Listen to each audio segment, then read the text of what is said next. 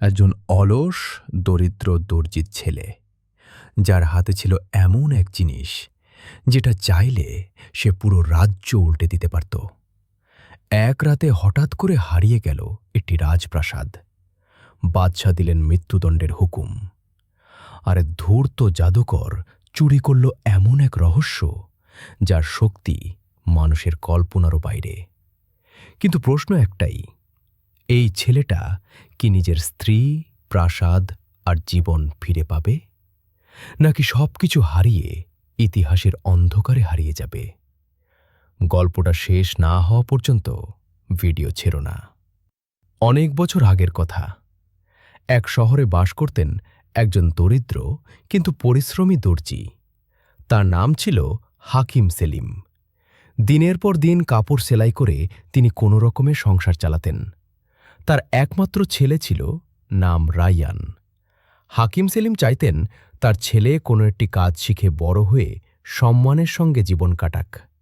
কিন্তু দুর্ভাগ্যজনকভাবে রায়ান ছিল সম্পূর্ণ তার উল্টো। সে ছিল অলস, উদাসীন আর দায়িত্বজ্ঞানহীন। সারাদিন সে গলির ছেলেদের সঙ্গে খেলাধুলায় মেতে থাকত। কাজকর্মের প্রতি তার কোনো আগ্রহই ছিল না। খাওয়ার সময় হলেই সে বাড়িতে আসত, খাবার খেয়ে আবার ছুটে যেত বাইরে। বাবা বহুবার বুঝিয়েছেন, দোকানে নিয়ে গিয়ে কাজ শেখাতে চেয়েছেন, কিন্তু সুযোগ পেলেই রায়ান দোকান থেকে পালিয়ে যেত। বয়সের ভারে নুয়ে পড়া হাকিম সেলিম একা আর আগের মতো কাজ করতে পারতেন না। ছেলের এই অবাধ্যতা আর অলসতা তার হৃদয় ভেঙে দিচ্ছিল। অবশেষে দুশ্চিন্তা আর কষ্টে ভুগতে ভুগতে হাকিম সেলিম গুরুতর অসুস্থ হয়ে পড়েন এবং কিছুদিনের মধ্যেই এই দুনিয়া ছেড়ে চলে যান। স্বামীর মৃত্যুর পর সংসারের সব দায়িত্ব এসে পড়ে রায়ানের মায়ের ওপর। তার নাম ছিল মরিয়ম খাতুন। চরম অভাবের কারণে মরিয়ম খাতুন স্বামীর দোকানটি বিক্রি করে দেন এবং সুতা কাটা কাজ শুরু করেন। দিন রাত পরিশ্রম করে তিনি চেষ্টা করতেন যেন অন্তত তিনি আর তার ছেলে না খেয়ে না থাকেন। তখন রায়ানের বয়স প্রায় ১৫ বছর। কিন্তু এত কিছুর পরও তার স্বভাবের কোনো পরিবর্তন হয়নি। একদিন রায়ান গলিতে বন্ধুদের সঙ্গে খেলছিল। ঠিক তখনই সেখানে এক অচেনা লোক এসে উপস্থিত হল। লোকটি রায়ানকে মনোযোগ দিয়ে দেখল এবং কাছে ডেকে বলল সে নাকি তার বাবার ভাই, তার চাচা। সে দাবি করল বহু বছর বিদেশে ব্যবসার কাজে ছিল, সম্প্রতি ফিরে এসে জানতে পেরেছে তার ভাই মারা গেছে। কিন্তু বাস্তবে সে কোনো চাচা নয়, সে ছিল দূর দেশ থেকে আসা এক ধূর্ত জাদুকর। তার নাম কারিম আল আসওয়াদ। জাদুবিদ্যায় সে ছিল পারদর্শী এবং সে জানত দূর প্রাচ্যের এক পরিত্যক্ত স্থানে লুকিয়ে আছে এক বিশাল ধনভাণ্ডার। সেই ধনের মধ্যে রয়েছে এক জাদুকরী চিরাগ, যার শক্তি যে কাউকে পৃথিবীর সবচেয়ে ক্ষমতাবান মানুষে পরিণত করতে পারে। কারিম জানত সেই ধন কেবল একজন দরিদ্র কিশোরী উদ্ধার করতে পারবে, আর তার নাম রায়ান। তাই বহু খোঁজাখুঁজির পর সে এই শহরে এসে পৌঁছেছিল। চালাকি করে সে রায়ানকে বিশ্বাস করালো। পকেট থেকে কয়েকটি স্বর্ণমুদ্রা বের করে দিয়ে বলল এগুলো তার মাকে দিতে। সন্ধ্যায় সে তাদের বাড়িতে যাবে বলেও জানালো। রায়ান খুশি হয়ে সব কথা তার মাকে বলল। মরিয়ম খাতুন প্রথমে অবাক হলেও মনে করলেন হয়তো লোকটি সত্যিই আত্মীয়। সন্ধ্যায় কারিম বাড়িতে এসে ভীষণ সহানুভূতির অভিনয় করল। সে প্রতিশ্রুতি দিল রায়ানকে কাজ শিখিয়ে বড় মানুষ বানাবে। পরদিন সকালেই সে রায়ানকে ঘুরতে যাওয়ার অজুহাতে নিয়ে বের হল। তাকে নতুন দামি কাপড় কিনে দিল, ভালো খাবার খাওয়ালো, সুন্দর বাগান দেখালো, সবই ছেলের বিশ্বাস জেতার জন্য। হাঁটতে হাঁটতে তারা শহর ছাড়িয়ে অনেক দূরের এক নির্জন মরুভূমিতে পৌঁছালে। ক্লান্ত রায়ান বাড়ি ফিরতে চাইলে কারিম বলল সে এমন কিছু দেখাবে যা সে জীবনে কখনো দেখেনি। দুই পাহাড়ের মাঝখানে এক সংকীর্ণ উপত্যকায় পৌঁছে কারিম আগুন জ্বালাল। তাতে জাদুময় কুঁড়ো ছিটিয়ে অদ্ভুত মন্ত্র পড়তে লাগল। মুহূর্তের মধ্যেই মাটি কেঁপে উঠল, আর মাটি ফুঁড়ে বেরিয়ে এলো এক বিশাল পাথরের ঢাকনা। যার মাঝে লাগানো ছিল একটি আংটি। ভয়ে রায়ান পিছিয়ে যেতে চাইলে কারিম তাকে থামিয়ে বলল, এই পাথরের নিচে তার জন্য লুকিয়ে আছে অঢেল সম্পদ। শুধু তার নামেই এই দরজা খুলবে। লোভে পড়ে রায়ান আংটি ধরে পাথর তুলতেই ভারী ঢাকনাটি সরে গেল। নিচে দেখা গেল গভীর গুহার সিঁড়ি। কারিম তাকে বুঝিয়ে বলল, ভেতরে ঢুকে শুধু একটি পুরনো চিরাগ এনে দিতে হবে, অন্য কিছু ছোঁয়া যাবে না। কারিম নিজের আংটি খুলে রায়ানের আঙুলে পরিয়ে দিল, নাকি নিরাপত্তার জন্য। গুহার ভেতরে ঢুকে রায়ান অবাক হয়ে দেখল, গাছের ডালে ফলের বদলে ঝুলছে হীরা, জহরত আর মূল্যবান পাথর। সে সরাসরি নির্দিষ্ট ঘরে গিয়ে চিরাগটি তুলে নিল। তবে ফেরার পথে লোভ সামলাতে না পেরে কিছু রত্ন পকেটে ভরে নিল। গুহার মুখে এসে সে কারিমকে বাইরে তুলতে বললে কারিম আগে চিরাগ চাইল। রায়ান রাজি হল না। তখন রাগে অন্ধ হয়ে কারিম আবার মন্ত্র পড়ে গুহার মুখ বন্ধ করে দিল এবং চলে গেল। অন্ধকার গুহায় আটকে পড়ে রায়ান 3 দিন ক্ষুধা আর পিপাসায় কষ্ট পেতে লাগল। শেষমেশ সে আল্লাহর কাছে কান্নায় ভেঙে পড়ল। অসচেতনভাবে সে আঙুলের আংটিটি ঘষতেই হঠাৎ এক বিশাল দৈত্য আবির্ভূত হল। দৈত্য বলল, হুকুম করুন হে আমার প্রভু, আমি এই আংটির দাস। ভয়ে কাঁপলেও রায়ান সাহস করে বলল, আমাকে এখান থেকে বের করে আমার বাড়ি পৌঁছে দাও। চোখের পলকে সবকিছু বদলে গেল। মুহূর্তেই রায়ান নিজেকে বাড়ির উঠোনে আবিষ্কার করল। মাকে দেখে সে কেঁদে ফেলল। 3 দিন নিখোঁজ থাকার পর ছেলেকে জীবিত দেখে মরিয়ম খাতুন বিস্ময়ে হতবাক হয়ে গেলেন। রায়ান সব ঘটনা খুলে বলল। ক্লান্তিতে সে টানা ঘুমিয়ে পড়ল। জেগে উঠে বুঝতে পারল বাড়িতে খাওয়ার মতো কিছুই নেই। তার মা কষ্টের গলায় বললেন, আমি কি করে খাবার আনব? এই কথাটা বলেই রায়ান হতাশ হয়ে বসে পড়ল। ঠিক তখনই তার মনে পড়ল সেই পুরনো চিরাগটির কথা, যেটা সে গুহা থেকে নিয়ে এসেছিল। সে মাকে বলল, আম্মা, এই পুরনো চিরাগটা বাজারে বিক্রি করে দিই, হয়তো কিছু টাকা পাওয়া যাবে। মরিয়ম খাতুন চিরাগটা হাতে নিয়ে দেখলেন ওটা ধুলো আর ময়লায় ভরা। মনে করলেন পরিষ্কার করলে হয়তো দাম একটু বাড়বে। তিনি যেই না চিরাগটা ঘষতে শুরু করলেন, সঙ্গে সঙ্গে এক ভয়ঙ্কর দৃশ্য ঘটল। পুরো ঘর ধোঁয়ায় ভরে গেল। ধোঁয়ার ভেতর থেকে আবির্ভূত হল এক বিশাল দেহী, ভয়ঙ্কর অথচ শক্তিশালী জিন। তার কণ্ঠস্বর গর্জনের মতো প্রতিধ্বনিত হচ্ছিল। সে বলল, হুকুম করুন হে আমার প্রভু, আমি এই চিরাগের দাস, আপনার আদেশই আমার জীবন। এই দৃশ্য দেখে মরিয়ম খাতুন ভয়ে অজ্ঞান হয়ে পড়লেন। রায়ান সাহস সঞ্চয় করে চিরাগ হাতে নিল এবং কাঁপা গলায় বলল, আমরা দুজন ভীষণ ক্ষুধার্ত, আমাদের জন্য সেরা খাবার নিয়ে এসো। চোখের পলকে জিন ফিরে এলো। তার হাতে ছিল 12টি দামি রূপার থালা, যেগুলোতে ছিল নানা রকম সুস্বাদু খাবার ও ফল। মরিয়ম খাতুন জ্ঞান ফিরে পেয়ে এই রাজকীয় দস্তরখান দেখে হতবাক হয়ে গেলেন। জীবনে কখনো এমন খাবার তিনি দেখেননি। মা ছেলে দুজনেই পেট ভরে খেল। পরদিন রায়ান সেই রূপার থালাগুলো বাজারে বিক্রি করে দিল। সেগুলো থেকে এত অর্থ পাওয়া গেল যে তাদের দারিদ্র্যের অবসান ঘটল। এরপর থেকে তাদের জীবন বদলে গেল। রায়ান আর আগের মতো অলস রইল না। সে প্রতিদিন বাজারে যেত, ব্যবসায়ীদের সঙ্গে কথা বলত, বুদ্ধি আর অভিজ্ঞতা অর্জন করতে লাগল। একদিন শহরে ঘোষণা করা হলো, সবাই ঘরের ভেতরে থাকবে, কারণ রাজকন্যা পথ দিয়ে অতিক্রম করবেন।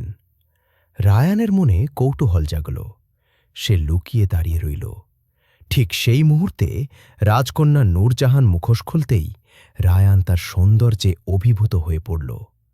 বাড়ি ফিরে সে জেদ ধরল, সে রাজকন্যাকে বিয়ে করতে চায়। মরিয়ম খাতুন অবাক হয়ে বললেন, বাবা, আমরা গরিব মানুষ, সে তো বাদশাহর কন্যা। তখন রায়ান গুহা থেকে আনা মূল্যবান রত্নগুলো মায়ের সামনে রাখল। সেগুলোর উজ্জ্বলতায় ঘর আলোয় ভরে গেল। এত দামি রত্ন বাদশাহর কোষাগারেও দুর্লভ ছিল। ছেলের জেদেদের কাছে হার মেনে মরিয়ম খাতুন রেশমি কাপড়ে মোড়ানো সেই রত্ন নিয়ে রাজদরবারে গেলেন। ভয়ে কাঁপতে কাঁপতে তিনি ৭ দিন দরবারে এলেন, কিন্তু কথা বলতে সাহস পেলেন না। অবশেষে বাদশাহ সুলতান হামিদ তাকে ডেকে পাঠালেন। সব কিছু শোনার পর বাদশাহ বিস্মিত হলেন। যদিও তার ইচ্ছা ছিল মেয়ের বিয়ে উজিরের ছেলে ফারুকের সঙ্গে দেওয়ার, তবুও রত্ন দেখে তার মন নড়ে উঠল।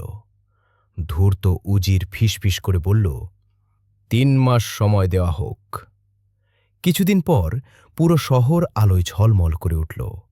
জানা গেল রাজকন্যার বিয়ে ফারুকের সঙ্গে ঠিক হয়েছে। এটা শুনে রায়ানের হৃদয় ভেঙে গেল। সে তখনই চিরাগ ঘষল। জিন হাজির হতেই সে আদেশ দিল, আজ রাতে রাজকন্যা ও ফারুককে তাদের ঘরসহ আমার কাছে নিয়ে আসো। ঠিক তাই ঘটল। ফারুক ভয়ে অস্থির হয়ে পড়ল, আর রাজকন্যার সঙ্গে রায়ান সম্মান বজায় রেখেই আচরণ করল। পরপর ২ রাত এমন ঘটনার পর ফারুক নিজেই বিয়েতে অস্বীকৃতি জানাল। ৩ মাস শেষে মরিয়ম খাতুন আবার দরবারে গেলে বাদশাহ কঠিন শর্ত দিলেন। ৪০টি সোনার থালা জহরতে ভর্তি, আর সেগুলো বহন করবে ৪০ জন দাস। বাদশাহ ভাবলেন, এবার নিশ্চয়ই এই গরিব ছেলেটি ব্যর্থ হবে। কিন্তু রায়ান চিরাগের জিনকে আদেশ করতেই মুহূর্তে সব শর্ত পূরণ হয়ে গেল। বাদশাহ উঠে দাঁড়িয়ে বললেন, রায়ান কোনো সাধারণ মানুষ নয়। রাজকীয় আড়ম্বরে বিয়ে সম্পন্ন হল। এক রাতেই রায়ানের জন্য সোনায় মোড়া এক অপূর্ব প্রাসাদ নির্মিত হল। রায়ান ও রাজকন্যা নূরজাহান সুখে শান্তিতে বসবাস করতে লাগলেন। রায়ান তার উদারতা ও ন্যায়পরায়ণতায় মানুষের প্রিয় হয়ে উঠল। কিন্তু দূর আফ্রিকায় বসে সেই ধূর্ত জাদুকর কারিম সব কিছু টের পেয়ে গেল। ঈর্ষায় জ্বলতে জ্বলতে সে প্রতিশোধের ছক আকল। নতুন ল্যাম্প কিনে সে শহরে ঘোষণা দিতে লাগল, পুরনো চিরাগ দাও, নতুন চিরাগ নাও। একদিন সে রায়ানের প্রাসাদের নিচেও সেই ডাক দিতে শুরু করল। রায়ান তখন শিকারে গিয়েছিল। এক সরল খদিমা ভেবে নিল, পুরনো ময়লা চিরাগ বদলে নতুন নিলে হয়তো উপকারী হবে। অজান্তেই সে জাদুকরি চিরাগটি জাদুকরের হাতে তুলে দিল। খদিমাটে নির্দ্বিধায় পুরনো চিরাগটি জাদুকরের হাতে তুলে দিল। চিরাগটি হাতে নিয়েই জাদুকর কারিমের চোখে এক শয়তানি ঝলক দেখা দিল। আর এক মুহূর্ত দেরি না করে সে শহর ছেড়ে মরুভূমির দিকে দৌড়ে পালাল। নির্জন স্থানে পৌঁছে সে চিরাগ ঘষতেই ভয়ঙ্কর জিন হাজির হল। কারিম হুকুম দিল, রায়ানের প্রাসাদটি রাজকুমারী সহ এখান থেকে তুলে আফ্রিকায় নিয়ে এসো। জিন মুহূর্তেই আদেশ পালন করল। পরদিন সকালে বাদশাহ সুলতান হামিদ জানালা খুলে দেখলেন, প্রাসাদ নেই, তার কন্যাও নেই। শোকে ও রাগে তিনি পাগল প্রায় হয়ে গেলেন এবং সঙ্গে সঙ্গে রায়ানকে গ্রেপ্তারের নির্দেশ দিলেন। শিকার থেকে ফেরার পথে রায়ানকে হাতকড়া পরিয়ে দরবারে হাজির করা হল। ক্রুদ্ধ বাদশাহ তাকে মৃত্যুদণ্ড দিতে উদ্যত হলেন। কিন্তু শহরের মানুষ প্রাসাদ ঘিরে দাঁড়াল। সবাই জানত রায়ান একজন ন্যায়পরায়ণ মানুষ। জনতার চাপে পড়ে বাদশাহ তাকে শেষ সুযোগ দিলেন। তিনি বললেন, ৪০ দিনের মধ্যে যদি তুমি আমার মেয়ে ও প্রাসাদ ফিরিয়ে আনতে পারো তবে তুমি নির্দোষ, নইলে তোমার শাস্তি মৃত্যু। রায়ান মন ভার করে শহর ছেড়ে বেরিয়ে পড়ল। দিনের পর দিন সে বন জঙ্গল আর শহরে শহরে ঘুরে বেড়ালে। স্ত্রী নূরজাহানকে ডাকল, কিন্তু কোনো সাড়া পেল না।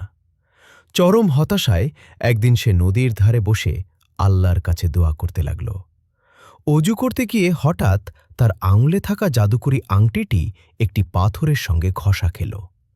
সঙ্গে সঙ্গেই আংটির জিন হাজির হল। জিন বলল, হুকুম করুন হে আমার প্রভু। রায়ান বলল, আমার প্রাসাদ আর আমার স্ত্রীকে ফিরিয়ে দাও। জিন মাথা নত করে বলল, এই কাজ চিরাগের জিনই করতে পারে, তবে আমি আপনাকে সেখানে পৌঁছে দিতে পারি। রায়ান সঙ্গে সঙ্গে সম্মতি দিল। চোখের পলকে সে আফ্রিকার দুর্গম স্থানে নিজের প্রাসাদের সামনে এসে দাঁড়াল। আল্লাহর শুকরিয়া আদায় করে সে রাতের অপেক্ষা করতে লাগল। রাতে সে দেখল নূরজাহান জানালায় বসে কাঁদছে। ইশারায় সে নিজের পরিচয় দিতেই রাজকুমারী আনন্দে কেঁদে ফেলল। গোপন পথে সে রায়ানকে ভেতরে ঢুকিয়ে নিল। নূরজাহান জানাল, জাদুকর প্রতিদিন তাকে বিয়ের জন্য চাপ দিচ্ছে, কিন্তু সে সব সময় তার স্বামীর অপেক্ষায় ছিল। রায়ান জানতে চাইল চিরাগ কোথায়। নূরজাহান বলল, জাদুকর সব সময় সেটি নিজের কাছে রাখে, এমনকি ঘুমের সময়ও। তখন রায়ান একটি বিষাক্ত গুঁড়ো বের করে বলল, আজ রাতে যখন সে পানীয় খাবে তখন এতে এটা মিশিয়ে দিও। ভয় পেলেও নূরজাহান সাহস করে রাজি হল। সেই রাতে নূরজাহান জাদুকরকে ভোজে আমন্ত্রণ জানাল। এতে কারিম ভীষণ খুশি হয়ে গেল। সে বুঝতেই পারল না যে এটি তার জীবনের শেষ রাত। খাওয়ার সময় সুযোগ পেয়ে নূরজাহান তার পানীয়তে গুঁড়ো মিশিয়ে দিল। কিছুক্ষণের মধ্যেই জাদুকর মাথা ঘুরে মাটিতে লুটিয়ে পড়ল। এই সুযোগে রায়ান বেরিয়ে এসে জাদুকরের কাছ থেকে জাদুকরী চিরাগ উদ্ধার করল। চিরাগ হাতে পেয়ে সে সঙ্গে সঙ্গে তা ঘষল। জিন হাজির হতেই রায়ান আদেশ দিল, এই জাদুকরের দেহ দূরে ফেলে দাও এবং প্রাসাদটি রাজকুমারীসহ আগের জায়গায় ফিরিয়ে দাও। এক প্রচণ্ড শব্দের সঙ্গে সঙ্গে সবকিছু বদলে গেল। প্রাসাদটি আবার আগের মতো চীনের শহরে ফিরে এলো। পরদিন সকালে বাদশা জানালা খুলে সবকিছু স্বাভাবিক দেখে আনন্দে কেঁদে ফেললেন। তিনি রায়ানের কাছে ক্ষমা চাইলেন। পুরো শহর উৎসবে মেতে উঠল। বছর কয়েক পর সুলতান হামিদের ইন্তেকালের পর রায়ানই নতুন বাদশা হল। সে ন্যায়, দয়া আর প্রজ্ঞার সঙ্গে রাজত্ব চালাল। গরিব ও দুর্বলদের সর্বদা সাহায্য করল। জাদুকরী চিরাগটি সে নিরাপদ স্থানে লুকিয়ে রাখল, যেন কেউ তা অপব্যবহার করতে না পারে। মরিয়ম খাতুন ছেলের এই সাফল্য দেখে বাকি জীবন শান্তি ও সম্মানের সঙ্গে কাটালেন।